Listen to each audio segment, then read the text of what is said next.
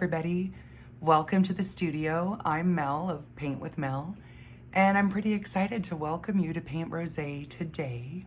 Our sweet little roses. Let me grab a copy for you to look at. Look, it looks dramatic, right? You really want to put it on your Instagram, I know, and you will. And painting these roses is going to be like meditation. Once we get that paint marker out, we just start making those lines and loops. Total zen, I promise.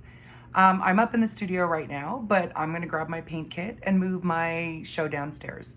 I wanna sit at this big table I have that's near a window, and I also wanna watch The Walking Dead while I paint, I'm not gonna lie. So get yourself set up, find a flat surface, grab your kit, open it up. The next section of the video is gonna walk you through how to set up your area. If you already know what you're doing, get your stuff out, get comfortable, grab your wine. I'm gonna load up my little handy hand cart and move my stuff downstairs, and I'll see you there. Rosé today. Grab some rosé. Let's go. All right, let's get set up. I lay out the newsprint that everything came wrapped in. That's gonna protect your surface. I've got an old spaghetti sauce jar of water with some marbles in the bottom, my 2 brushes, and an old washcloth. Now, here's the paint packets. We've got red, white, and olive green or green oxide, and black. There's my old takeout container that I use to store my paint packets in. Just flip it around like a soy sauce packet, and then snip off a very small piece of the corner, just the very tip. That way, if we need to cut it open later, after you've saved it, we've got some room to grow. I'm going to squeeze out about a dime size amount of the red paint here. Then I'm going to grab some white. We're going to use the most of the white. So I'm going to use about a 1/4 size amount. You can see the end is a little plugged up. I've had the same one in my fridge for a couple of weeks. There we go. Just snip that very end off. That's why we leave room to grow. Now we're going to grab some green, snip the end of that off. There we go. Just a tiny bit. Need about a dime size amount. No more. We can always come back. And then finally the black. We are going to use a lot of black. We're going to cover that whole edge. And again, this one's been in my fridge for a couple of weeks, so I'm just going to snip that crusty end off and squeeze out more than a 1/4, about a 1/4 Nice big pile there, about the size of a grape. Now the rest of the packets, I'm just going to toss these back into the container and save those for later. Okay, I'm just going to take a moment and clean up the little bits of plastic that I've snipped off everywhere and grab my canvas. All right, so to start, I'm just going to rinse my brush a little bit in the water. Mine has been used before, so it's a little crunchy. Yours is new, but it's always a good idea to just wet your bristles. And then I just give it a little dab on my paper towel. I'm gonna come over and load up some black paint. I always like to take my paint from the edge of the puddle. So again, it's the large brush and some black paint. And I want to just use a long sweeping stroke. You can go up and down, you can go side to side. That doesn't really matter. All that matters is that we apply one nice even layer, and you don't want it to be thick. So if you can see a lot of ridges showing up in your brush strokes, try sweeping over them again and see if you can smooth them out. Our primary goal here is to just apply one smooth, clean layer. Sometimes I use a little scrubby stroke when the bristles won't cooperate. Just scrubbing around helps them wiggle and get into the bits of the canvas where you couldn't reach before. And then, of course, smooth it out, long sweeping strokes. We want to create a nice, flat, smooth surface to apply our next layer to. So at this point, go ahead and pause me and just keep going until you get the entire thing covered in one layer of black paint. I'll see you in a minute. Okay, let's take a look. I'm just going to zoom in so you can see what I'm looking for. It's pretty much dry. There are a couple of really shiny spots here.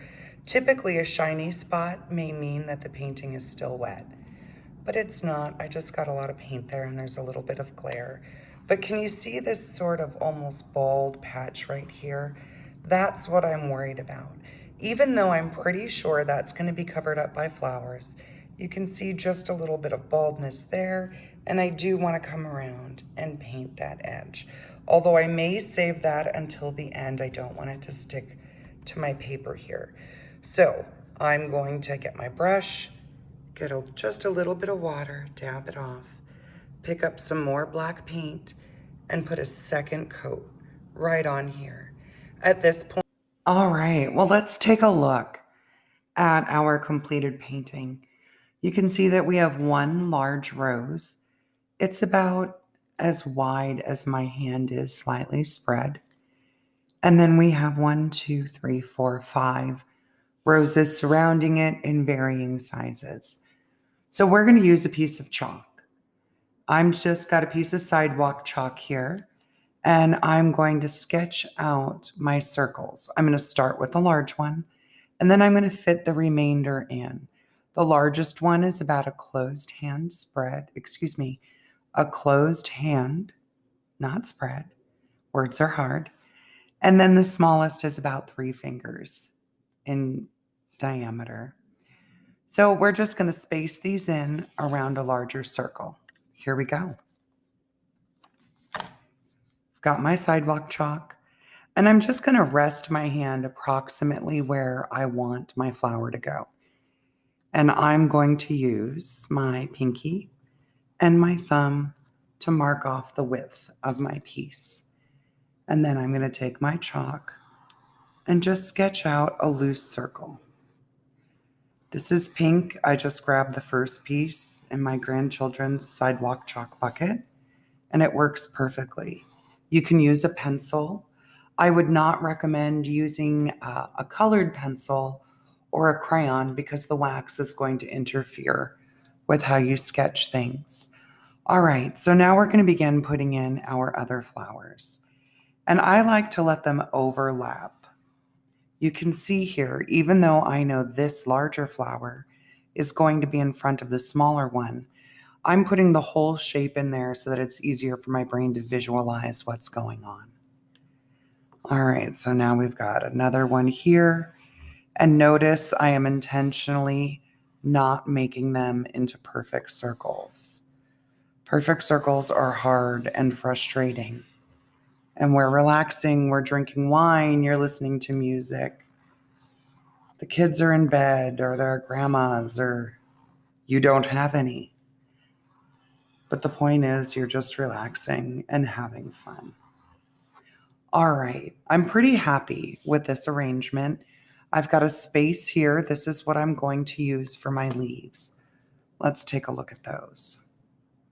We've got 2 larger leaves here. One is bigger than the other, and we're going to work with the space that we have here. I'm not necessarily going to erase any lines, trying to make them fit better. What I'm going to do is just try to get my leaves to fit into this shape, or this space. And it's okay if they do go out of our point of view a little bit. I am going to make this flower just a little bit smaller so that I have room for one more leaf here, just so that we can see it.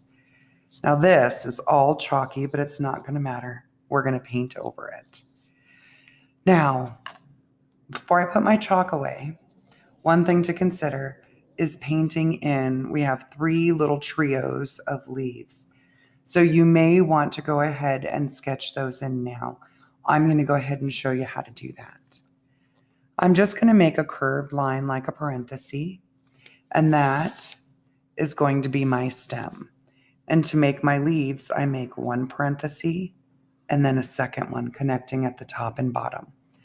Nothing fancy. I can let them overlap where my flowers are going and put one on the end. I'm going to add 1 more over here. Again, just a little stem. And then I've got a trio of leaves. And I let them point out in different directions. The whole point is to keep everything very loose and organic. Now we're going down here to the lower right corner. Although with this piece, you could really arrange this painting, the top of it going in any direction. That's the cool thing about it.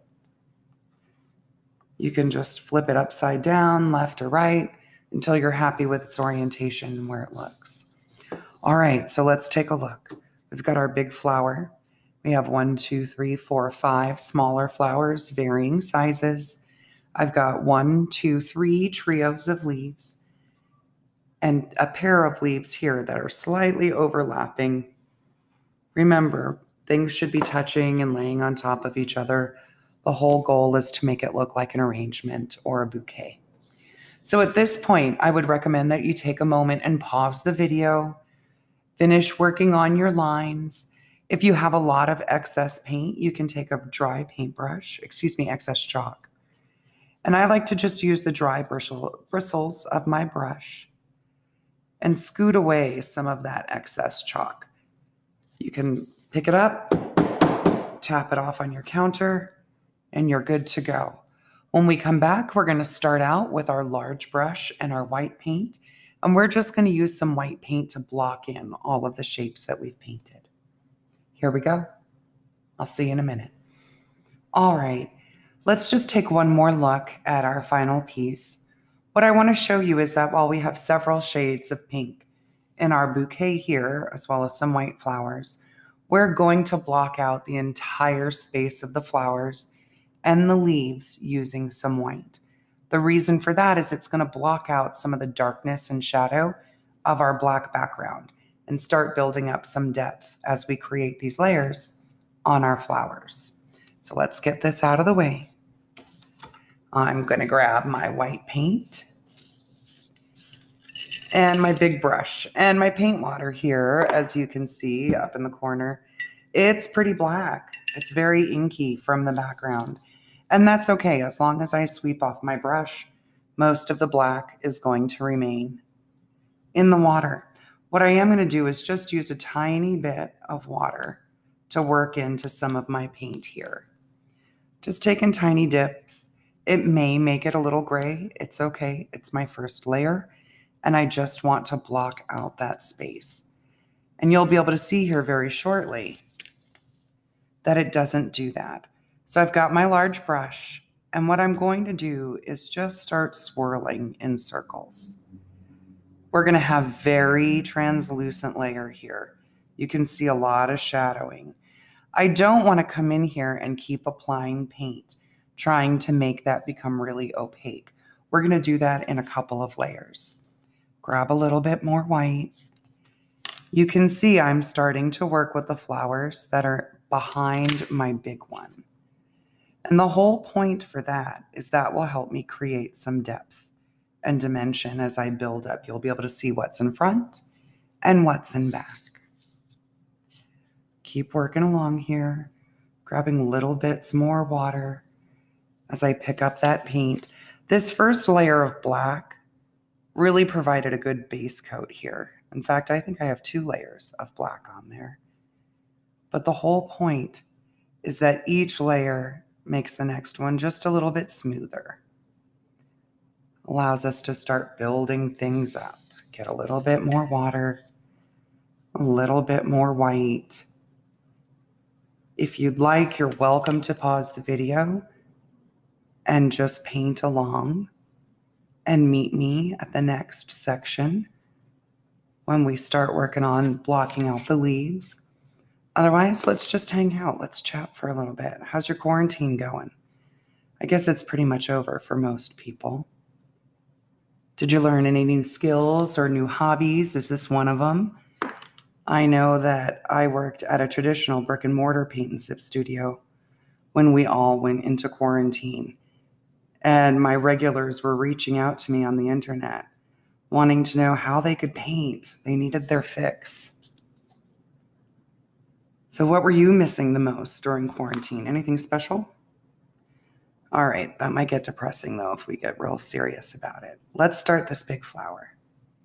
Again, every time I'm painting in my space for my flowers, I'm really just trying to follow in that circular motion.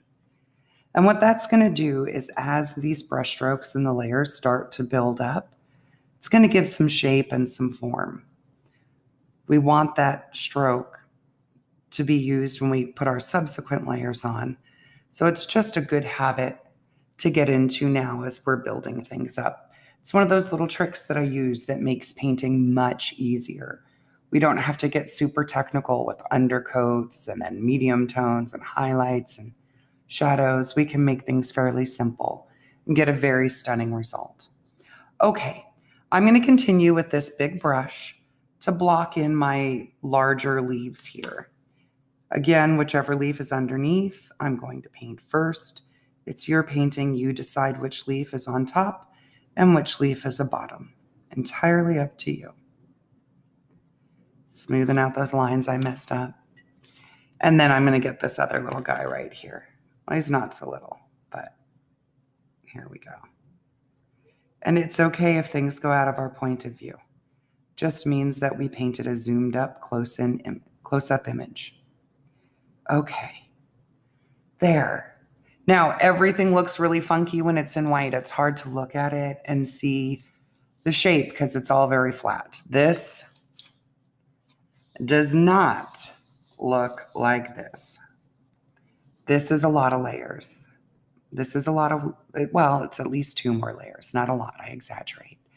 But the whole point is building that up slowly.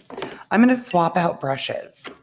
I'm coming over and grabbing my small brush with that round tip, getting a little bit of water, and I'm continuing with that white.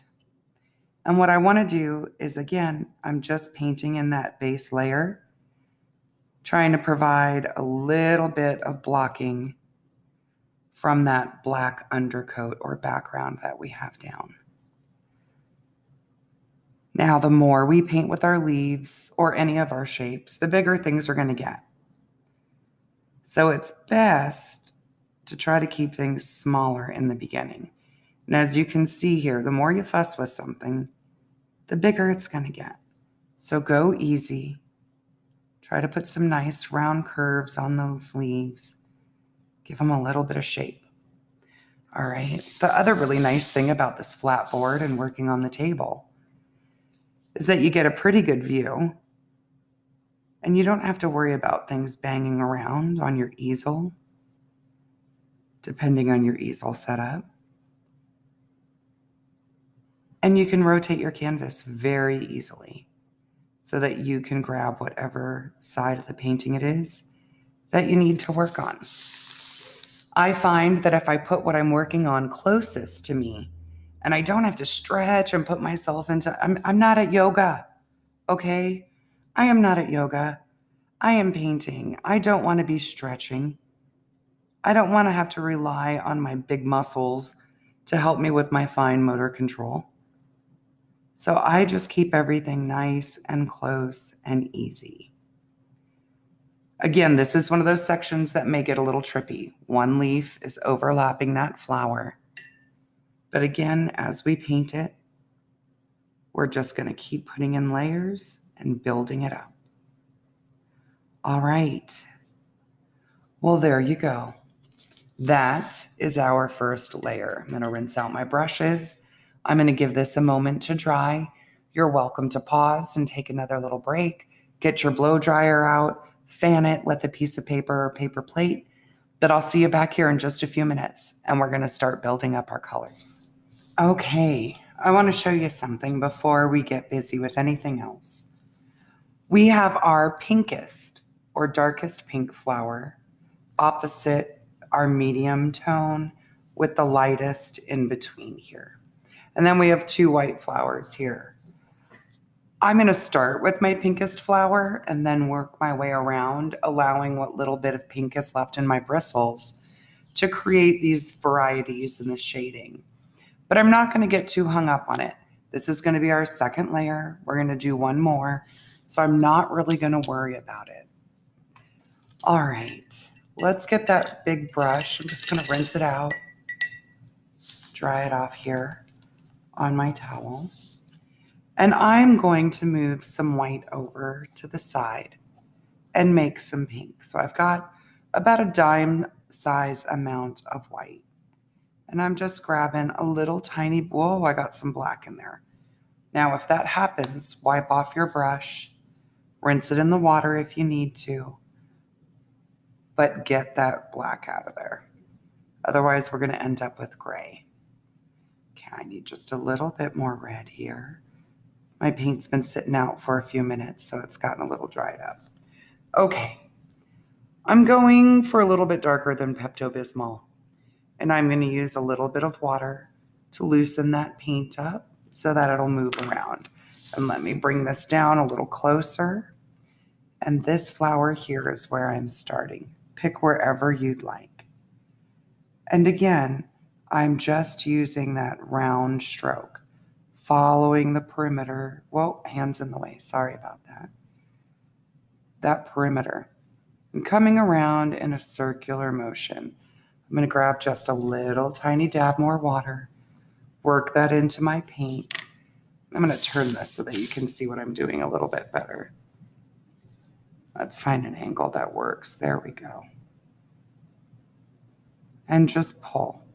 You can see that some of my chalk line is remaining there. I don't care. When the painting is completely dry, I just take it in and wipe it off with a little bit of water on a rag. It's pretty simple. One more little coat. There we go. That's my first layer, and it's actually looking pretty good. You can see there. There's that chalk I'm talking about. Got a little bit of streaking going on in there. That's always good when I'm dealing with flowers. And you can just take a moment and clean up those edges. I'm going to grab a little bit of water, coming back over to the spot where my pink was, and grab a little bit more white. And I'm just swirling and leaving almost a marbly effect there. Now I'm going to pick my next flower. And I just need to rotate this around so I can get that one a little closer. I'm coming over here. Excuse me, over here, where these are going to be my two white flowers. This is going to be the next pinkest. So you can see that color is a little bit lighter. Using that flat edge of the brush and swirling around. I'm letting a little overlap. I'll cover that up. Now these streaks that are happening, that's some good stuff. That's when you just say, thanks, Bob Ross, and you leave it alone. Those streaks and swirls create light and depth, and they're really fantastic in giving your shape some peace. Okay, here we go again, a little bit more water. I'm just rotating my canvas around. And remember, it doesn't matter which rose you're doing, you pick. Okay, got a little bit more water in that paint, grabbing just a little bit more white. I want this one to be even lighter and even paler. So I'm coming over to the flower above those bigger green leaves. And I'm just using that pull in a circle around that edge. Follow the shape. Again, lots of different streaks occurring here. It's not quite as pale as I would like. And if that's happening, you can come over. You don't need to clean your brush. Just grab some more white and swirl that through. As long as your pink is still wet, you're going to get some blending and streaking occurring. And the more you mess with the edge of any shape, the bigger it's going to get. And that seems to be extra true for circles, so go easy. All right, I've got my 3 pinkest flowers in. I'm going to clean off my brush and grab some fresh white. Oh, jingle jangle of rinsing my brush. I really like being able to sweep my brush dry and to even be able to give it a pinch and wiggle. And that will help release a lot of that paint that gets stuck in your bristles. Now you can see my paint water is still black as squid ink. That's okay. Using a little bit of it to just work into the edge of my white there. And I'm going to hit these 2 flowers that are going to be the lightest and the brightest. We're going to come in with some white and start filling in our circle for our whiter flowers. Work your way around And that circular stroke, smoothing the paint and the brush strokes so that you get a nice circle. Let's come over here to our final whitest flower. Load up a little bit more. There we go. Now this should be getting easy. Working in those circles. I know some of you are probably super type A and get hung up a little bit on those edges. May I humbly suggest that you drink a little more? It makes a big difference. Just take an edge off. I'm not telling you to get bombed. I'm just saying have a glass of wine, a little sip. Takes the edge off. Okay, so we've got those layers on our 5 perimeter flowers. And now we're going to come in and work on our biggest rose, which if we come back to our completed version, you can see all that streakiness in there. We're going to do that in our final layer by streaking all those colors in. But let's go ahead and pick up some white and some pink at the same time and see what happens. Again, I'm using a little bit of water, just picking up some of that white, and I'm coming over here and grabbing some pink. You can see, am I close enough there? I have a little of both on that brush. Now, my big flower is going to overlap all of these smaller flowers I already created. So I'm trying to get around that edge and overlap things. Ooh, we got a goober there. Goobers happen, just smooth them out. There we go. Little more white, little more pink. Do it again. You can see I'm really not sweeping over this a whole lot. My goal here is to get coverage with these streaks, because those streaks, those are like streaks in paint when you're making roses. It's like the crunchy bits when you roast a chicken or a turkey in the oven. It's the crunchy bits at the bottom of the pan that you're going to make gravy out of. That's the good stuff. And to my vegan friends, I apologize. I'll have to think of a better analogy to use when I'm talking about crunchy bits. It's the good stuff, though. The good stuff. Okay. And that's it. I don't want to mess with it a whole lot more. I know that I'm going to come in and place one more layer on top of my roses. Right now, they're getting a little bit more shape, but they're still kind of flat.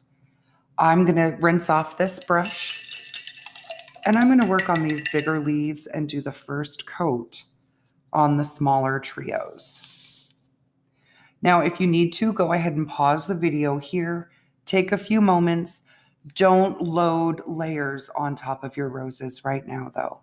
One layer, let it dry, come back, we'll work on our leaves, and then we'll come in again one more time. We're going to ping pong back and forth between our flowers and our leaves to allow them the time that they need to dry. And again, you can always employ your handy dandy blow dryer.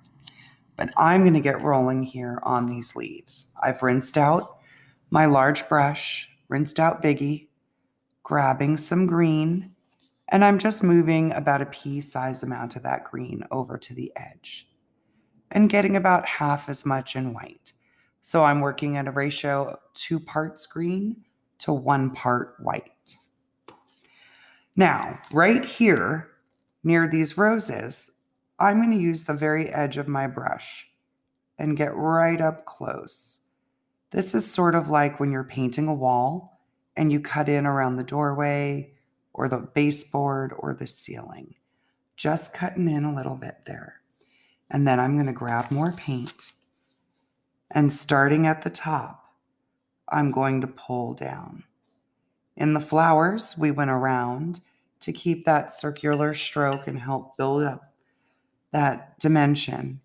For the leaves, we want all of our strokes to follow from the wide end to where the tip of the leaf would be out of our point of view.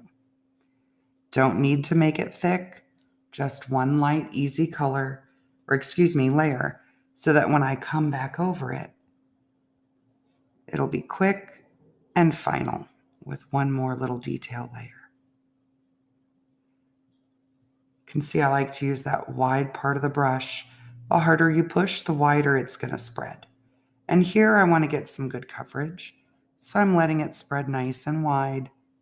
Remember, a tiny bit of water in your bristles will help that paint move nice and smoothly. Okay, I'm going to swap out my brush. Come on over. Grab the small one out of that ink water and just barely dry it off. I want to use the process for the big leaves on the smaller little trios. So I'm using 2 parts of my green to 1 part of white. I don't want this to be too light. I'm not trying to lighten it up from that base. Green oxide is the name of the paint. I've got some leaves here that are going to overlap, and I'm going to go ahead and put those lines in now.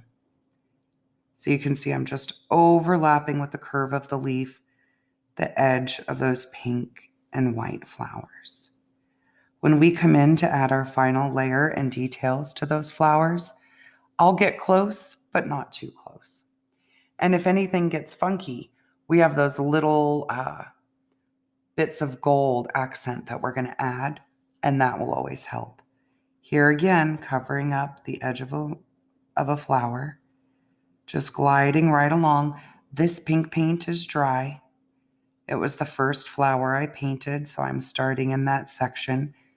I like to work in the same order around the canvas so that I follow the paint as it dries. Saves me some time. I don't have to bust out the blow dryer because, well, frankly, the blow dryer's upstairs and I'm downstairs, and I don't want to haul myself up there. Here we go. Little bit of the stem right over that white. And put in your leaf. Follow that parenthesis curve of the edge and just smooth a little paint through here. Everything is still fairly flat and monochromatic, just a single color. We'll come in and add that detail later. All right. And again, little reminder, invitation at any point through this process, you can pause, take a break, just mute it and follow along until you see that I'm giving some new instruction. I'm just going to keep on painting in my leaves here. Now, right here, I don't know if you saw that, but I have a little bit of a blend occurring. This white flower is just slightly wet, and I'm okay with this. I'm just going to let it dry. It's going to give some variegation to the leaf and make it look a little bit more normal and natural. Bring my stem out. The stem isn't very long, so just a little bit of it.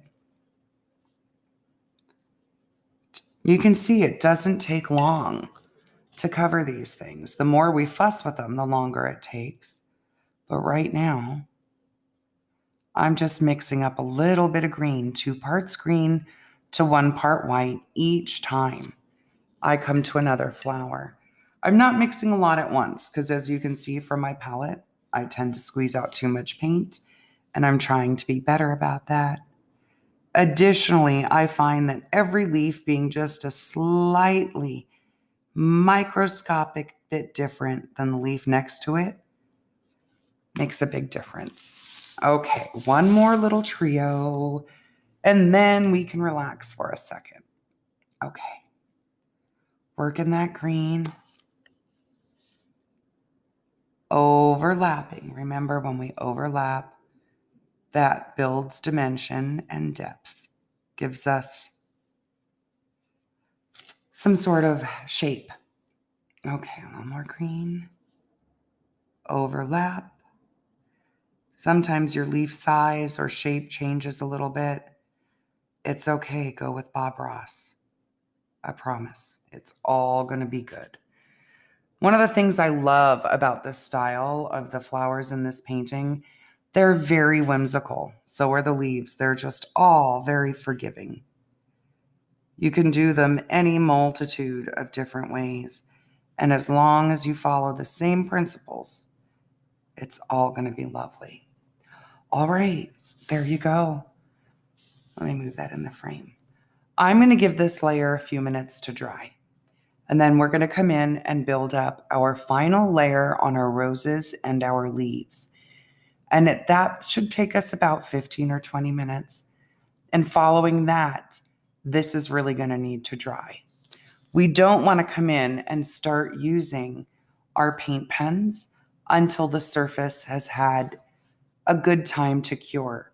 So that's when you're going to want to think about busting out your blow dryer or set it aside and save half of the bottle you're drinking now for tomorrow night, because this is like a Zentangle and it will be the best part of your day, I promise. It's better than yoga.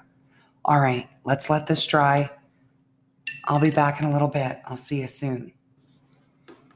Okay, we are back, and I just want to bring our final piece for reference back in. I'm going to bring it up close so you can see.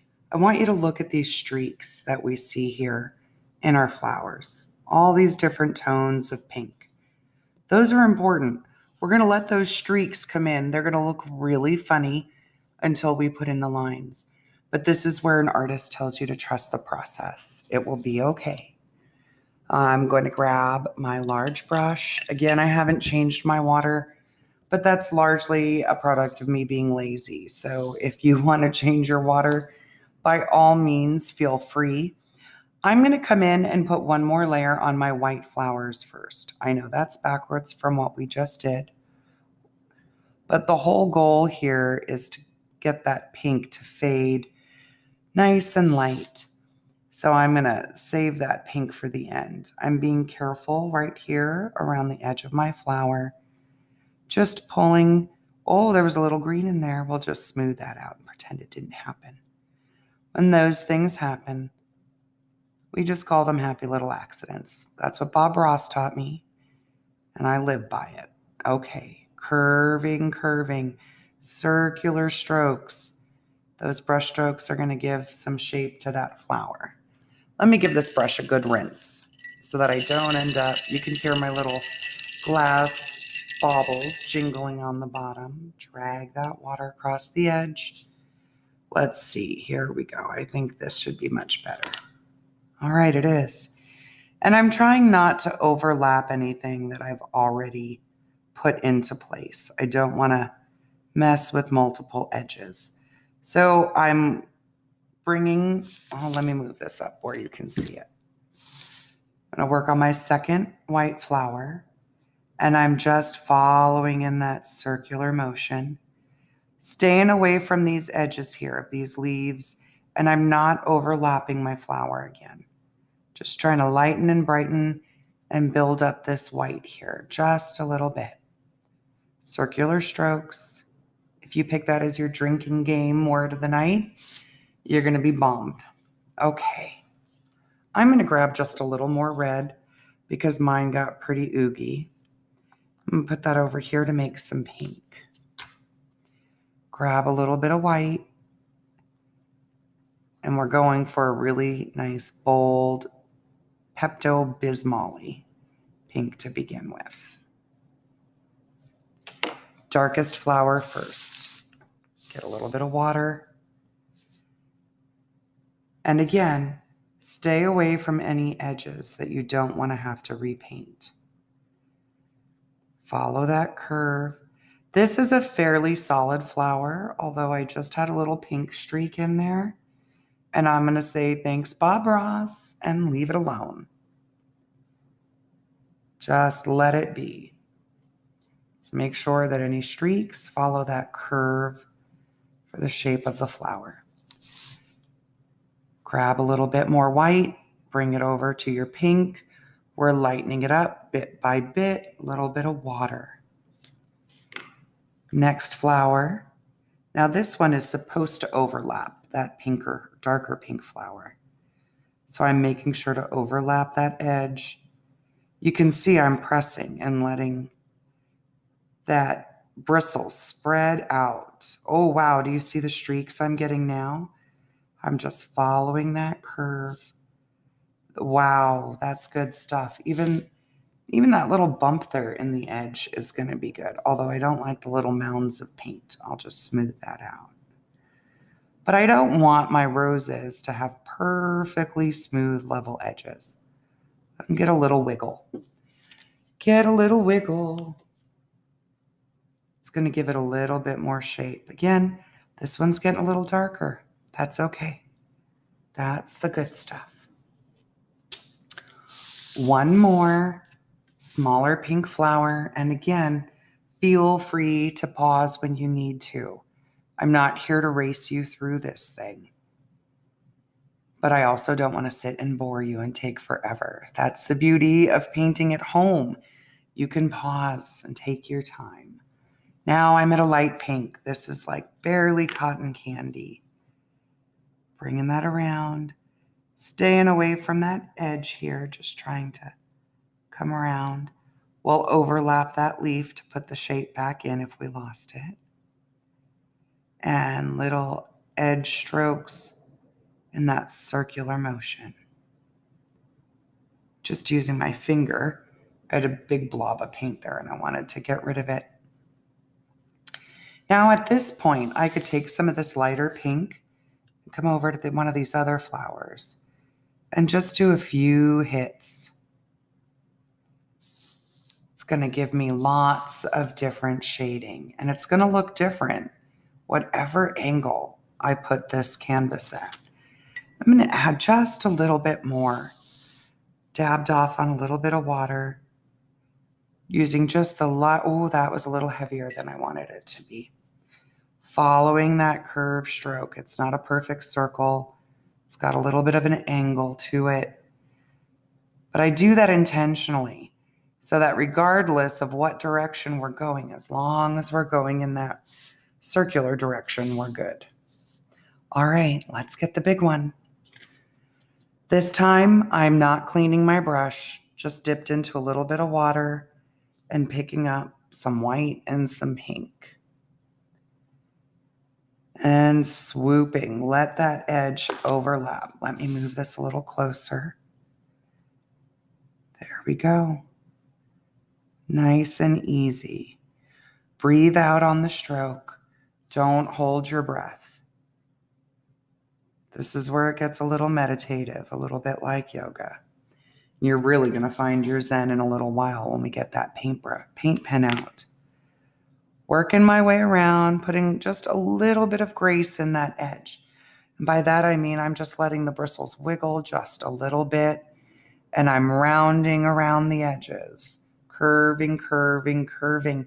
Here is where the center of my flower is going to be.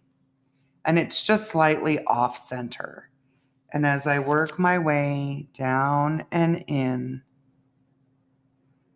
I'm just wisping my way around. And look at all those pretty tones I've got in there. Got some pinks, some reds, some white. I'm going to leave all of that. I'm going to rinse off my brush and we're going to get busy on our leaves.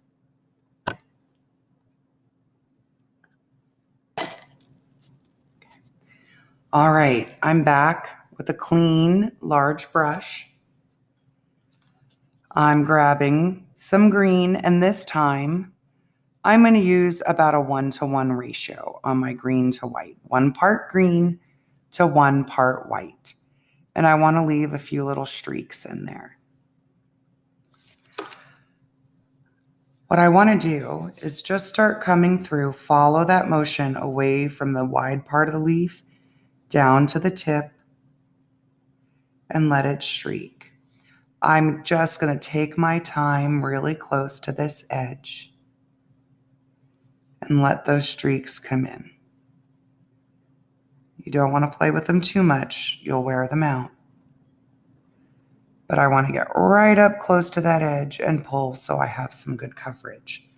At this point, while this leaf is still wet, I'm going to take a little bit of white and streak down one side. And I call this hit it and quit it painting. Take a little bit of that that white, and just streak it down one side, letting it get lighter. We can always come back with a little bit of our green by itself and balance it out. I feel like that got a little bit light, So I'm taking some green all by itself and doing the other half of the leaf. Now, one trick here is I can take this brush and wipe it off on my rag here and then smooth over. Just smooth and let some of those streaks spread. And I'm pretty happy with this. I'm not going to mess with it a whole lot more. You can always take your time, pause, take a minute, and just sort of tweak these to your liking. I'm finding that the more I mess with this guy, the bigger he gets, so I'm going to leave it alone. Come back in a little bit of that lighter green on one side, about halfway across, approximately, and then a little bit of the darker green on the other side. Ooh, went right over the edge of that flower. You couldn't see it because my big hand was in the way. But I cleaned it up. And you can even grab a little white by itself and just do a quick little hit. Put a few little streaks of light in there. Entirely up to you. But play with it a little bit. Go easy. Do little bits at a time. Build it up slowly. And I like just a few little random streaks. I think they're really helpful when I'm doing leaves. Okay, swapping out for the smaller brush. Rinsed it and dried it. And again, I'm just coming in with some plain green for one half of my leaf and my green with white mix for the other half. Leaving those little streaky streaks.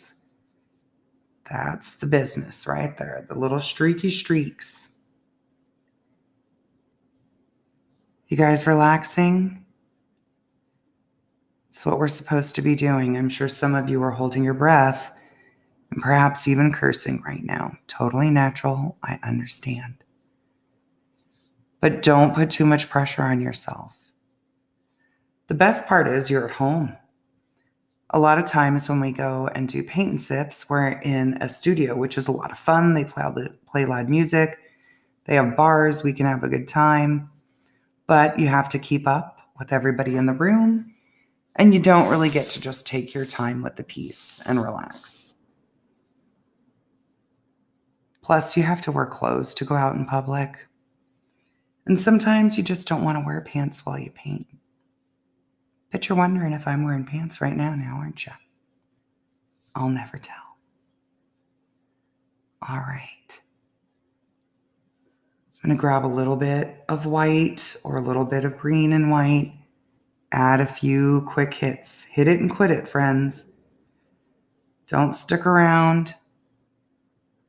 Just quick little streaks. Let that work its way through. It's going to look great as long as you follow the curved shape of that leaf. And look at that as I rotate the piece, that white and shadow, they're all showing up in different ways. Final one, here we go. Putting in those last leaves. I'm sorry, I keep looking up at the monitor and realizing that my big hand is in the way. Trying a different camera angle today. You may notice if you've painted with me before, it's a little bit different. Just trying to figure out what's going to work best for you guys so that you can see and that I can see and everybody gets what they need and are happy. All right, last one. There we go. Quick hits. That's it. All right, fini. Now at this point, we really want to let it dry. I can touch this. It's slightly tacky. Paint doesn't come off on my hand, but I want it to get completely dry. When we use our paint pen, we're going to put some pressure on this. And if this paint is wet at all, we'll essentially carve through it like frosting on a cake. So even though you can touch the surface and it seems dry, it's deceptive. Wait it out. Get your blow dryer. I live in the desert and it's sunny in the afternoon. It's about 110 degrees outside. I'm going to drop mine out on my pool deck and let it dry while I take a little break. So Get yourself a drink, go switch the laundry, go do some yoga, go watch an episode of Law and Order, SVU, whatever it is that makes you happy. And I'll see you back here. Let this dry. I'll see you soon. All right, so we're looking at our completed example. What I'm going to focus on now is the gold. These look like little berries or little pieces of filler plant, sort of like, a gold version of baby's breath for our bouquet. And here's our piece in its completed state so far. The first thing I'm going to do is just take my rag and try to dust off, any of that excess chalk. I've let my painting sit overnight. Remember, we talked about how important it is that this layer, we have close to 3, even in some spots 4 coats of paint here. So we wanted to give them some good time to dry so the surface is nice and ready for our line work. So I've got my gold pen. It's a Craft Smart pen. You can get these at Michael's.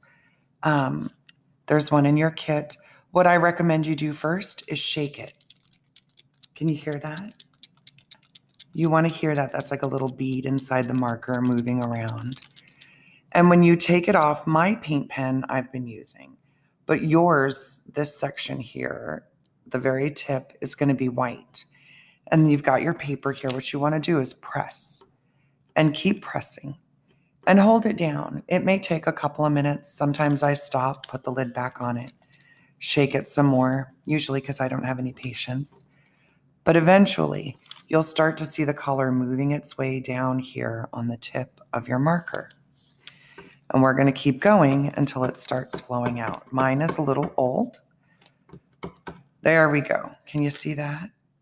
And that's a great thing about this paper is you can use it to draw your paint out of your marker and protect your surface.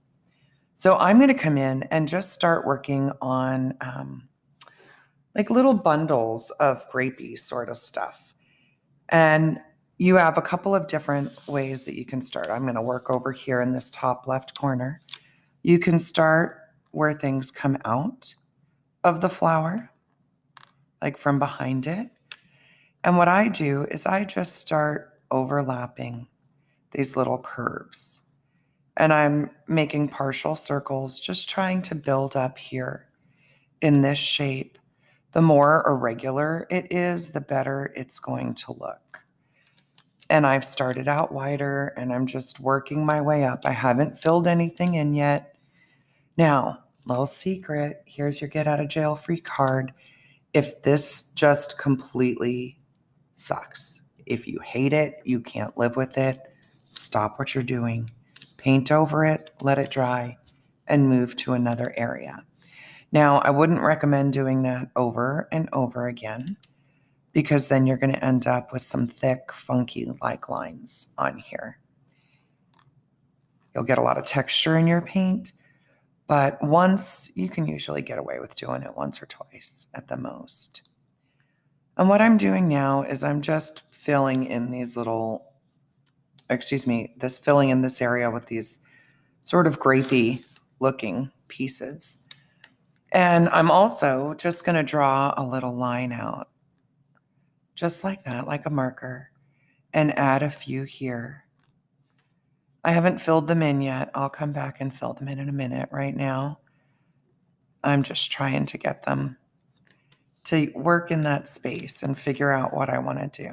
Maybe a little swirly, just little viney lines. And now I can come in and fill them all in.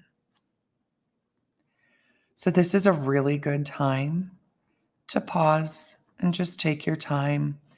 This is one of those parts of the painting that you don't have to do all set up. I would recommend just taking a piece of paper. I have this old canvas that I use for all my paint pens. I just tap on it until I can get the paint to flow. But shook the camera there. But you can do this sitting at the living room on your couch, watching The Bachelor or whatever your favorite show is. So every once in a while, my pen is a little older, so it's starting to give me a little grief. I just tap it. And I like to do that on the sections that I'm going to fill in so that I can just move that paint around. Now we're losing all of the shape and everything's going to turn into a big blumpy blob here. But let me remind you, when we come back over with our black pen, we'll put those lines back in that are going to create the actual form and circle shape of our little grapey golden grapes here. So I'm just going to continue filling this in. And like I said, it's a great time to pause. You can just sort of take this over to your relaxing spot for the evening and watch whatever it is you're binging on. What are you binging on? Let me know. Drop a comment. Right now, I'm rewatching The Walking Dead from season 1. I remember when that season first started, or that show first started, my kids were all in high school. I have 4 of them. And they were very into that show. They were zombie freaks. And now they're all gone and live off on their own or have children of their own. So I'm lonely and I miss them. So I'm watching zombie shows to remind me of them. Isn't that sweet and nostalgic? Okay, I've got one section done. And I'm just going to continue and find little spots and places to just start adding little bits of this gold element. I'll move this a little closer so that you can see. And everything is just a little funky. We'll come back in and add more of those little black detail lines. Here, I'm going to do some smaller ones. I'm just tapping with the tip of my marker here. Got a few larger ones, but I want it to be like these smaller ones are just floating and scattering their way around. The more you mess with them, the bigger they get. So I like to just do little taps. So you can see there. Oops, sorry about that. There we go. Now you can see them. And I may come back over them in a little bit and let them dry and see what they look like. And again, I would recommend that if you're a little nervous about this part, you're uncomfortable with it, you're like, I can't draw. I am a painter. I do not draw well. People always think they want me to be their partner in Pictionary. Nah, man. I don't know why you think I can draw. I paint. But I just like to think of the marker as my paintbrush. And that sort of helps when I trip out and I lose a little confidence in my skills here. We all do. We all get a little nervous about that kind of stuff. And that's okay. Maybe a few little doot-de-doos, let's call them. That's a technical term. Doot-de-doos, little dots. Now, one thing I've learned is that the more you think about the exact placement of dots, the more likely you are for them to go wrong. I'm a little type A. We've already talked about that. Maybe you have a little of that in you too. So just being real random. You know, I once worked with this woman at the paint studio. I didn't work with her. I taught her. She came to a session. Let's put some here. And we were doing a snowman. And the snowman was surrounded by all the snowfall in this beautiful winter scene. And I gave everybody a good period of time to just go in and tap in some snowflakes very randomly, because snow falls randomly from the sky. And this gal was so orderly that every one of her snowflakes lined up across the page or her canvas. And it was like a grid. You could play the box game and connect dots. It literally looked like that board that your grandpa hangs up in the garage and draws the outlines of his tools on. It was nuts. I went straight to the bar and got that woman a glass of wine and comped it to her. She said, I'm just so worried about everything looking exactly like it's supposed to. And I was like, why? It's snow. So that woman continued to come paint with me. But we learned that the pieces that she should paint are ones that have clean lines and form and shape rather than really organic or natural sort of compositions of her painting. All right. Now here, I know that I'm going to need to come in and add some black lines to these leaves. So I'm not going to do a whole lot of detail, but we can always come back and touch them up. And I'm just continuing here. I'm going to add another bunch here. So remember, when we're adding a big bunch, I like to build it up coming out of the space that it's emerging from. Must be behind these flowers. And I love the way that this sort of section of the painting appeals to my Tetris skills. I was the queen of Tetris growing up. Still am. Nobody can pack a moving truck like Mel Brown, let me tell you. But I also really like almost the honeycomb nature of this. I've been thinking of doing a honeycomb painting with a bee. What do you guys think? Now that I'm creating this, I really want to. All right, I think that's almost enough. Remember, the bigger it gets, the more worked it gets, the harder it is to sort of reorganize it or change it if I need to. And now I'm just filling this in. Do you like to color? I know those adult coloring books are sort of a big thing, or they were. I had one, but I really couldn't get into it. I tried taking it on a cruise once, thought it would be my artistic outlet. It wasn't. But if you enjoy coloring, this step should really appeal to you. All right, I think that's about all that I'm going to add for now. At this point, I'm going to cap up my pen.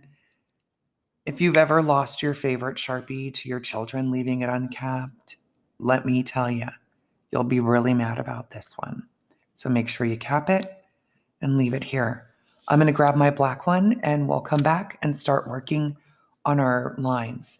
So this is a good time to pause, work on this, add your last little bits of gold. Remember though, if you think that you're done, you're done. Let's get those black lines in. We'll have plenty of opportunity to come back and add more. I'll see you in a few minutes. Okay, I brought our completed example back for a minute. Let's just take a look at it. You can see that the center of the flower, this one's about the size of a nickel. They get a little bit smaller. Really, it's just in relationship to the size of the flower. And then what I do is I just start making these wiggly lines and building up and working my way around. Over here, I used a different method. You can see in these two flowers, or even this one, I just did squiggly, curvy lines. None of them really connect. They just move around randomly. Either one of these work great. So if you're more comfortable with one technique over the other, do that for all of your flowers. It's okay. But that's what your paper is for. So let's practice a little bit. Let me show you here. I'm going to move this one out of the way. Got my black pen, and I'm just going to put out a rough circle here. I want you to practice the same thing. Just a rough circle. We'll put a center in, just a few little squiggles, and then we're going to make a curved line to the center. Let's do two. And I put a little wiggle in them. I don't want them to be perfect. Let's connect and connect. Start another one. This one can get bigger and longer. And just work your way around. It's very zen. You can put on some ocean sounds or the rainfall on your ambient music or noise machine. And just relax. This is my favorite part of the painting. I'm not even thinking about it. Just connecting. Find a dip and create a curve over it. And work your way around. All the way to the edge. And all of a sudden, you have a flower. I know when I worked at the studio, a lot of times we avoided anything with line work because you'd have to use small brushes. And small brushes are kind of tricky for people to handle and they're really tricky to keep nice and fine and pointy. So using a marker is a great way to do this. And what I'm going to do is, before, when we painted, we worked from our whatever was furthest back and worked our way up. This time I'm going to work on my big flower first. And the reason for that is I want those lines all the way around the edge to be complete. And as I work on the flowers behind it, I can just stop closer to that edge. So find your center, make yourself a little squiggly circle. Looks like an amoeba. And then I just put a lot of little squiggly lines inside of it. I could color it in, but I don't want it to be completely solid. I want just little bits of that pink peeking out there. Okay, that's it. And now I'm going to start my lines. So I'm going to make one, there we go. I'm going to make one wiggly curvy line around half of that shape. You see if I can hold this up closer to the camera as I do it. And then I'm going to start at the other point and come around. That's the beginning of my flower. Now, you can rotate where you start, or you can rotate your board, either one. But here's the gap, so I'm going to start over here near the apex of one of the other flowers. Ooh, that line got a little funky. I'm going to lay this flat. Gravity is usually your friend when you're working with a paint pen. All right, here we go.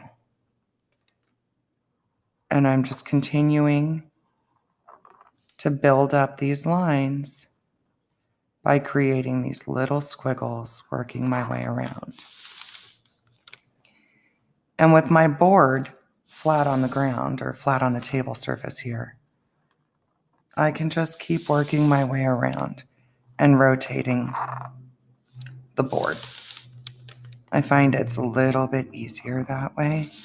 Some get bigger. Now, if you want them to be pretty clean lines, you don't have to get as curvy. Sometimes I have a curvy line and sometimes I have a clean line. But the goal is to just keep working your way around. We don't want anything to become too set in a pattern or too obvious. Nature is organic. Nature is random, and no two roses are ever going to be exactly the same. They're all going to be beautiful, but they're not going to be the same. Let me show you something. Do you see this little double line here? I made a mistake. I'm going to leave it. You might be tempted to get your pink in to go back in and clean that up, but when the entire thing is completed, nobody will see it. I promise you. Nobody. And we're just going to keep building this up. So again, this is a great time to pause and take your own time to work on your piece. Let's put another little line. Oh, I'm going to regret that one. All right, keep moving. I consider this to be like the SATs. If you don't really know the answer or where to put a line, just keep moving and come back to it. Oh, where am I? Here we go. You can hear it makes a little bit of a squeak when I push hard. And use this paper if your lines are getting a little weird or a little funky and the paint isn't flowing smoothly. Work it out on your paper. Okay, quick little side note. I'm getting close to the edge here. So I'm going to keep working around and building up this part. And when we get to the edge, we'll give it one final little line. So I just want to build it up and get everybody out closer to the edge here a little bit. Go over that line just a little bit. If you're going to go over a line, be careful because they can get really thick. And then you'll be tempted to go through and thicken up all your other lines. It becomes sort of a vicious cycle. All right, now I'm at the edge of where my flower, the pink for my rose, ends. So I'm not trying to go around that edge in a perfect circle. I'm just trying to give a little wiggle It's okay if some of the pink sticks out behind it. All we're trying to do is just create that suggestion of petals here. So you don't have to get too fancy or too funky. And there you go. Now you have a rose. And if you're up real close, like you're looking at it a foot or so from your face, you're going to see all the imperfections in your lines. You're going to see where the paint pen skipped a little bit or the line just got a little raggedy. You can go over those now, or you can let them rest and come back and take a look at it after you get the rest of them done. Because what can happen is if we start working on these, as I said earlier, those lines will just get thicker and thicker. And that sort of defeats the look that we're going for here. So let's work on some other roses. Let me show you this technique where we just do the squiggly wiggly lines. And that way you know how to do both. And if you just want to take your time with it and turn the video off and continue, you're welcome to. So here's my circle. Lots of little squiggles inside of there. And here, again, I'm starting with 2 lines going around, and that's it. So instead of starting at the gap, I'm going to start about halfway through another flower, through another petal, and bring that line past the gap. Let me bring that up and show you. This line is coming past the gap of these 2 lines. I'm going to do another one on this side. Bring a line around past the gap. I'm not covering the gap. I'm not closing the gap. I'm just above it. And again, rotate, do another squiggly line. So we're always leaving our gap somewhere else. We never have 2 gaps on top of each other. And we can just start working our way around. Let it get loose as you work your way around toward the edge. And I'm going to go ahead and just come around my edge here with just a squiggly little line. You can fit in a few into that empty space, but I am going to give that guy sort of an outline there where the black and pink meet. And that's it. Let's hold this away from the camera a minute. Yeah, it's quite pretty. I'm pretty happy with it.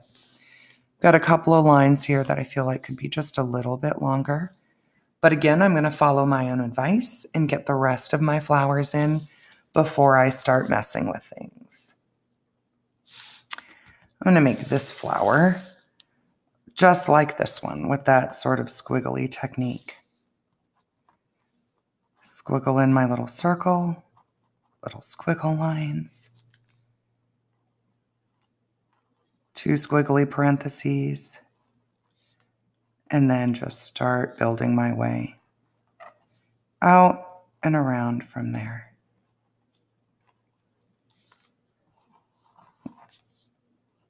Let those get a little closer together. And just bring those out to the edge. This painting, you know, it's very, I like to call it Instagram worthy because it's the sort of thing that you want to show your friends on Instagram because it's cool and you did it and you made it. You should be proud of it. But it's this modern sort of whimsical flower that's really popular. And it looks very dramatic, but who had any idea that all you had to do was make a squiggly line? It's pretty simple. Okay, we're going back to a different petal technique. Again, filling in the center of my rose and building up with these squiggly parentheses. This time, we're going back to connecting them to whatever is below them. So again, we're covering up sort of the gap by, in this case, it's the dip, here where the 2 curves meet. But we're just working our way around, creating those delicate little petals. All right, 2 more to go. Here we go. Now, I don't know if we talked about this yet, but what I love about this painting is it doesn't matter which way you orient it. You can turn it any direction and it will look fantastic. Any direction. I keep it with the leaves in the lower left corner while I'm walking you through painting it, just so that we have an orientation point to kind of give us for a reference. But really, you could hang this painting up any old way you wanted. And I'll even give you a little lesson on how to attach a hanger to it. Although one of my favorite things to do with flatboard canvases is to put them on shelves. I like to put them on a bookshelf, maybe behind a stack of books or peeking out somewhere. The few little tchotchkes. Sorry, I keep forgetting to talk because I'm so zen here. It's early morning. I'm still having my first coffee. I decided I'd pop in and finish this up with you. And that's the great thing, right, about these kits is you can do them at any time of day that works for you. Kids are at school and you have time to paint by yourself, do it. I'm not going to tell if you day drink. Just make sure you can pick them up. It's all good. You don't want to be the mom in the carpool lane that gets a DUI. That's not good. Okay, I'm pretty happy with that flower, and I'm going to work on this final one here. And this guy is pretty buried. It's barely peeking out. So I'm going to make the center of it coming out here from just under that flower, the big rose, and that's okay. My flower is not going to be offended.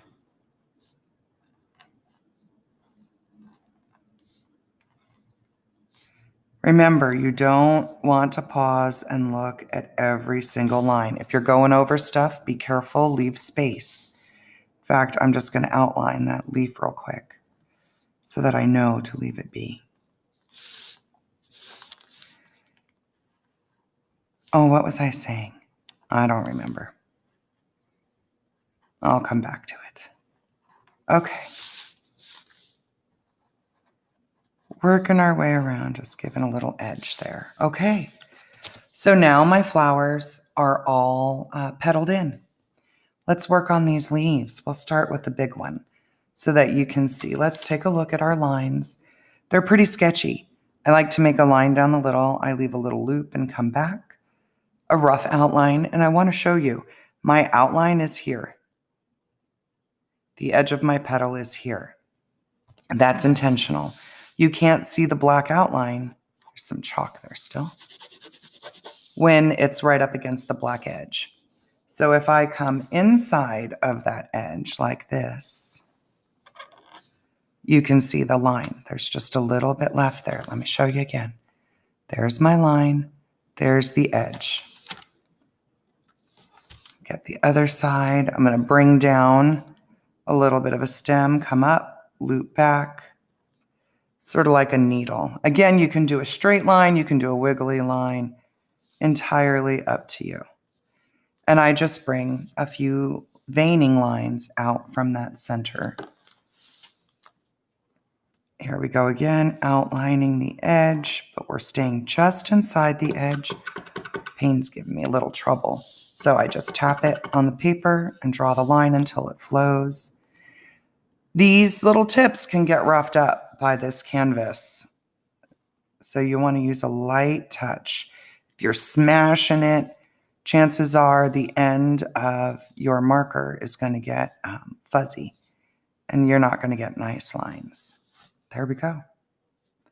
We'll just keep working our way around, adding in our veining. Now on these little leaves, I really don't add more than that little center line and the edges. If you're really inspired and you want to add more to them, by all means, do you. It's your painting. Add whatever you want, wherever you want it. You have my blessing. Just looping around. Loopity, loopity, loopity. This is the kind of painting I could do all day. Just very zen. Very zen and easy. Try to be careful where you put your hands if any of your gold paint is still wet. I have picked it up on my hand and stamped it right next to that spot on the canvas and been really upset about it. We don't want that to happen to you. So go easy. All right, look at that. They're all done. Let's tackle some of these grapes. First, we want to make sure that things are dry. Let's do this big wonky one. And what I'm going to do is come out to these outer ones that I know are almost full circles. And I do about 3/4 of a circle. Or more of a circle. I'm just trying to line up here with these little edges first. We want to get those, because we know that's almost a complete shape, right? Because we can see it.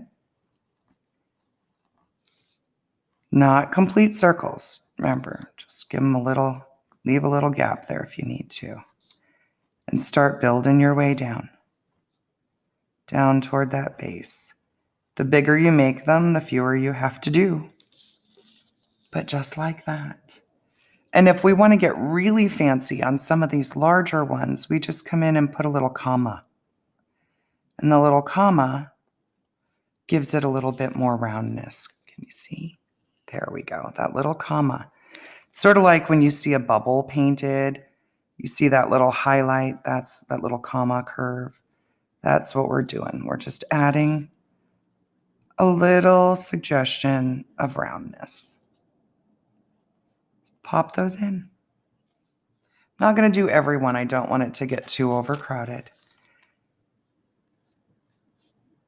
But I'm just coming, some of these bigger ones that are up sort of single, I just do about 2/3 or 3/4 of a circle on them, leaving a lot of that gold showing. Remember, you're close. That's like the bad side of the mirror when you tweeze your eyebrow or your lip. Thank God for masks, they save us.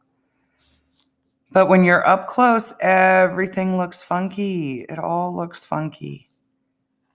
And you just have to stand up and step back. No one's going to be examining your piece of art from, 12 inches away. Well, maybe your children or your best friend. Like, they may mess with you a little bit. Shame on them.